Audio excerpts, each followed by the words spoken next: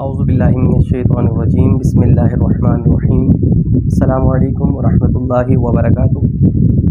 तारिकिया जहांगीरिया रूहानी सेंटर के प्लेटफॉर्म से ग़ुलाम नबी तारिकी अब्दुल्लाही जहांगीरी आपके खिदमत में हाजिर है चंद सवालात के साथ इंशाअल्लाह। इन सवालों का जवाब मैं इस वीडियो में इंशाअल्लाह दूंगा।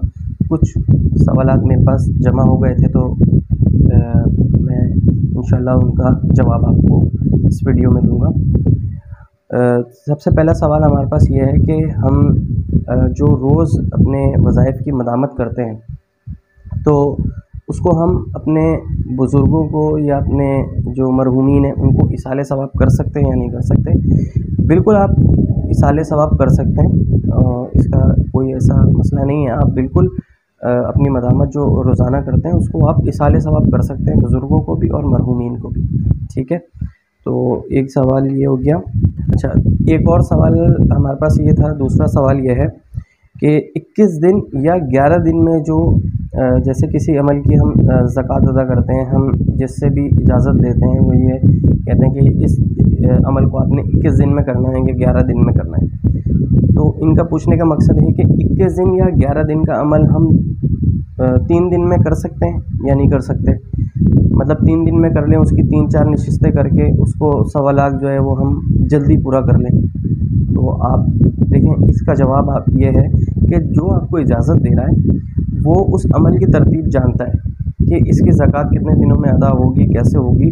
आप ये उसी से जिससे आप इजाज़त ले रहे हैं, आपके मुर्शिद हैं या जो उस्ताद हैं आपके, उनसे आप इस चीज़ की इजाज़त ले सकते हैं कि मैं इसको कम दिनों में करना चाहता हूँ। तो वो आपको बता देंगे कि आप इसको कम दिनों में कर सकते हैं 1.25 लाख या नहीं कर सकते, 2-3 नशिस्तों में कर सकते हैं या नहीं कर सकते। ये आपको जो अमल दे रहा है ये वो आपको बता सकता है, क्योंकि जो उस्ताद होता है वो इन सब चीज़ों को जानता है। तो बेहतर यही है कि आप जिससे अमल ले रहे हैं आप उससे इस चीज़ का भी पूछें कि मैं इसको जल्दी कर सकता हूँ या नहीं कर सकता।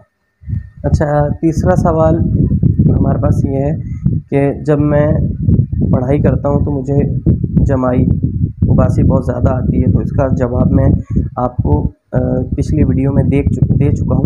मतलब इस सवाल का जवाब, ये दोबारा सवाल आया था तो मैं उसका थंबनेल आपको दे दूँगा स्क्रीन पे, आप उस वीडियो को भी देख लें, उसमें भी काफ़ी सवालों के जवाब हैं।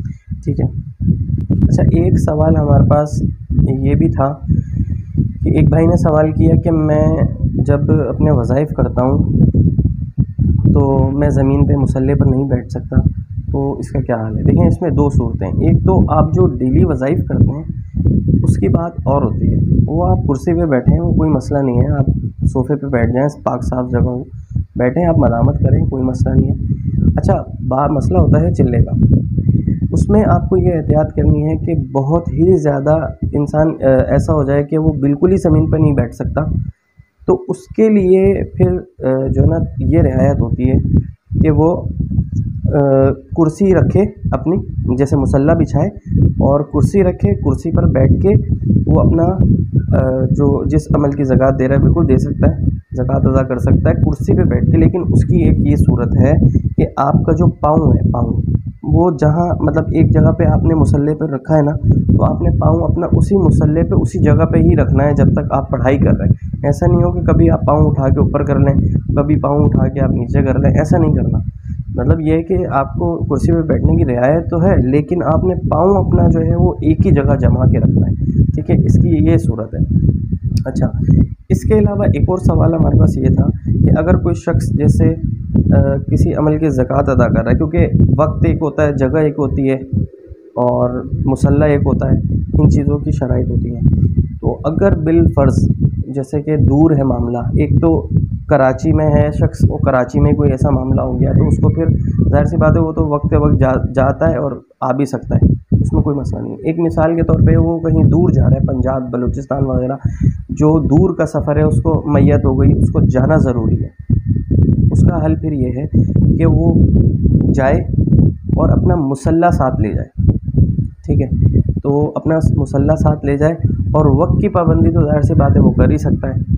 वहाँ पहुँचेगा तो उसी वक्त जैसे बिलफ़र्ज़ वो रात को पड़ता है ईशा के बाद, तो कोशिश करे कि अपना आज का अमल पूरा करके वो सफ़र के लिए निकल जाए और कल अपना वक्त होने तक जो है ना, अब तो सफ़र बहुत आसान हो गया है, कुछ ऐसा रास्ता मतलब ये है कि सफ़र इख्तियार कर ले कि वो दूसरे दिन उसी वक्त तक पहुंच के अपना टाइम वही रखे, और सिर्फ उसकी जगह चेंज होगी, ठीक है, जगह चेंज होगी उसकी, और मुसल्ला अपना साथ लेके जाए, लाजमी तस्बीह और मुसल्ला साथ लेकर जाए, और वहाँ जाके उसी वक्त जो है ना पाक साफ जगह पे बैठ के किसी कमरे वगैरह में अपना अमल पढ़ सकता है। सिर्फ उसकी जगह चेंज होगी। ये बहुत ही मजबूरी में ये अमल किया जाता है कि अपनी जगह आप चेंज कर सकते हैं, लेकिन इस सूरत में कि कोई रास्ता नहीं है, आपको जाना ही जाना है, तो फिर आप अपना अमल ना रोकें। ऐसा नहीं है कि आपने जाना है तो आपने अमल ही छोड़ दिया।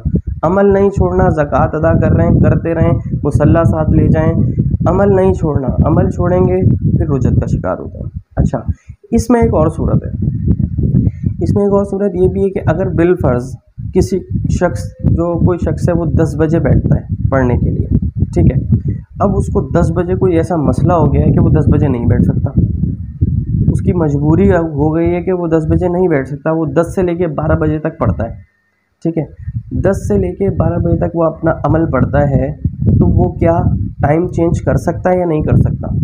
मतलब कहीं जा नहीं रहा, अपने ही घर पे है, लेकिन टाइम का बड़ा मसला हो गया, उसको इस दौरान कोई काम आ गया, उसको करना है लाजमी उसी वक्त। हाँ, तो वो इतना ज़रूर कर सकता है कि वो जैसे 10 बजे से 12 बजे तक अमल पड़ता है, ठीक है, तो अपना टाइम जो है ना, या तो वो फिर 8 से 10 कर ले, ठीक है, कि वो 10 बजे फारिग होकर अपना काम कर ले, वो 8 बजे बैठ जाए और 10 बजे तक अपना अमल पूरा कर ले, ठीक है, एक सूरत ये है। दूसरी सूरत ये है कि फिर वो जब 10 से 12 पढ़ता है, वो 12 बजे से बैठ के 2 बजे तक अमल पूरा कर ले। ये दो सूरतें, मतलब इस टाइम के बीच में रहना है उसने।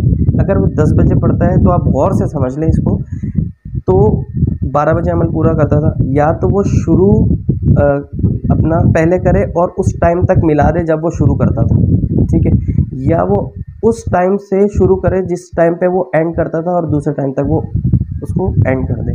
ये सूरत हाल हो सकती है। ऐसा नहीं हो सकता कि आप 10 बजे बैठते थे तो आप कहें रात को मैं 3 बजे बैठ जाऊं, ऐसा चेंज नहीं होगा टाइम। ये उस ही सूरत में होता है, बहुत मजबूरी के तहत ऐसे आप कर सकते हैं, ठीक है। तो ये बहुत ज़रूरी बातें होती हैं। तो ये हमारा मकसद ये है कि लोग परेशान ना हों, लोग अपने आमाल छोड़ देते हैं, शुरू करते हैं, बीच में छोड़ देते हैं, फिर उनको फ़ायदा होने के बजाय नुकसान होता है। तो ऐसा हरगिज़ ना करें, ठीक है। और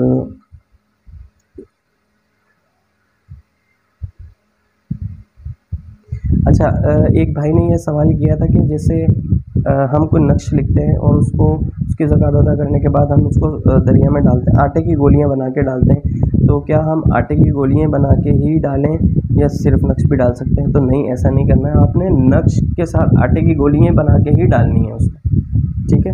नक्श भी डालना है, आटे की गोलियाँ बना के उसको समंदर में आपने डालना है। एक सवाल ये था कि अगर आदमी पढ़ाई कर रहा है मुसलसल एक अरसा दराज से, अभी शुरू किया हो, चंद दिन हुए हों, तो कैसा पता चले कि इस अमल की पढ़ाई ठीक हो रही है या नहीं? तो इसका जवाब भी मैं अपनी पिछली वीडियो में दे चुका हूँ, उसका थंबनेल भी लगा दूँगा, आप देख लीजिएगा कि अमल में कामयाबी का क्या मतलब कैसे पता चलता है, वो मैंने आपको बताया। तो वो वीडियो अब मैं जवाब दूँगा तो फिर वो लंबी हो जाएगी वीडियो। मैं आपको थंबनेल दूँगा, आप लिंक भी डिस्क्रिप्शन में है प्लेलिस्ट का, उसमें जाके आप देख सकते हैं, ठीक है। ये मैं दूसरे सिलसिले के बुज़ुर्ग से बैत हूँ, तो मैं वज़ाइफ किसी और सिलसिले के बुज़ुर्ग से लेकर पढ़ सकता हूँ या नहीं, तो इसका जवाब भी मैं पिछली वीडियो में दे चुका हूँ। बराए मेहरबानी आप पिछली वीडियो भी ज़रूर देखें, वही सवाल जो पिछली वीडियो में जवाब दे चुका हूँ वही दोबारा लोग करते हैं, तो ऐसा ना किया करें। वीडियो देखेंगे तो इंशाल्लाह फिर आपको दोबारा सवाल करने की ज़रूरत नहीं पड़ेगी। अच्छा, एक सवाल ये थोड़ा सा अजीब आया था कि ये शायद इंडिया से है कि हम तर्क जलाली जमाली करते हैं, तो हम बाहर जाते हैं तो कुछ गैर मुस्लिम होटल्स से या उनके हाथ का पका हुआ खाना खा सकते हैं। तो भाई जवाब यह है कि इंडिया में भी अल्हम्दुलिल्लाह मुसलमानों की तादाद बहुत ज़्यादा है, तो आप कोशिश करें कि आप मुसलमान के हाथ का ही बना हुआ खाएँ, और कोशिश करें, मैं तो कहता हूँ आप बाहर से खाना ही मत खाएँ।